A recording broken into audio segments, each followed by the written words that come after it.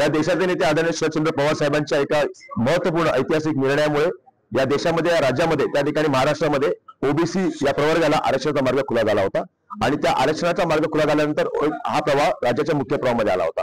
या ओबीसीला खऱ्या अर्थाने त्याचा न्यायिक हक्क मिळाला होता। या मंडल आयोगाच्या माध्यमातून या मंडलचे जय जयकार करण्यासाठी, बहुजनांचा सन्मान करण्यासाठी ही मंडल यात्रा महाराष्ट्रामध्ये निघालेली आहे। 9 ऑगस्ट क्रांतिदिनी रोजी ही मंडल यात्रा निघाली।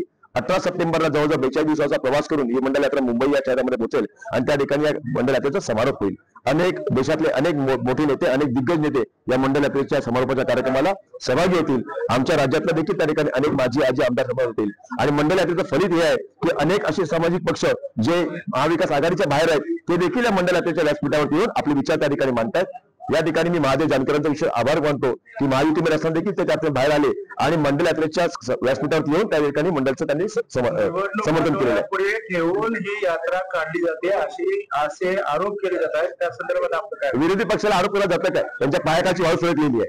माझं तुमच्या या सगळ्या व्हिडिओच्या माध्यमातून खुलं चॅलेंज आहे, देवेंद्र फडणवीस साहेब, असेल तुमच्या हिंमत ना, मला रोखू नका, फक्त कॅमेरा समोर या आणि सांगा की तुमचे देशाचे नेते लालकृष्ण अडवाणी यांच्या नेतृत्वामध्ये मंडलला विरोध करण्यासाठी, ओबीसीच्या आरक्षणाला विरोध करण्यासाठी तुम्ही मंडल यात्रा काढली होती की नाही काढली होती? आणि तुमचे जे दलाल आहेत ना त्यांना बंद करायला लावा, ही दलालीगिरी बंद करायला लावा की आता त्या ठिकाणी आमच्या मंडल यात्रेला विरोध करू, मंडल यात्रा बंडल यात्रा आहे वगैरे वगैरे करून। त्यामुळे या राज्यामध्ये मंडल हे सत्य होतं आणि कमंडल हे असत्य होतं, आम्ही लोकांसमोर नेणार आहोत। लक्ष्मण हाके, तुमचा अभ्यास असेल नसेल मला माहित नाही, पण जर तुम्हाला लक्षात असेल तर मंडल आयोग हे आदरणीय शरदचंद्र पवार साहेब आणि त्यावेळेचे पंतप्रधान व्हीपी सिंग यांच्यामुळे लागू होतं।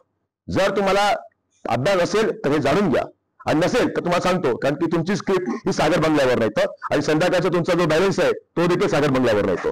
म्हणजे जेवढा बॅलन्स आहे ना तेवढंच बोला, याच्या अलीकडे पलीकडे बोलू नका। आणि काल परवा जे तुम्ही विधान केलं आणि या देशामध्ये, या राज्यामध्ये ज्यांना ओबीसीचं एक नेतृत्व म्हणून ओळखलं जातं आदरणीय छगन भुजबळ साहेब यांच्यावरती तुम्ही गैर टीका केलेली आहे, तुम्हाला ओबीसी कधी माफ करणार नाही। पुढची लढाई तुमच्या आणि आमची असणार आहे, हे लक्षात ठेवून चला।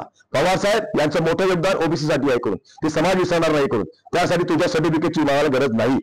त्यामुळे तुम्ही कोणाची दलाली करता, तुम्ही कोणाची एजंटगिरी घेता हे देखील आम्हाला चांगलं माहिती आहे। त्यामुळे ही दलाली बंद करा, ही एजंटगिरी बंद करा, नाहीतर लवकरच तुम्हाला जनता रस्त्यावर जाऊन ठेवेल। आणि तथाकथित नेते बनण्याचं काम देखील करू नका, एक कार्यकर्ता म्हणून समाजासाठी काम करा, योगदान द्या।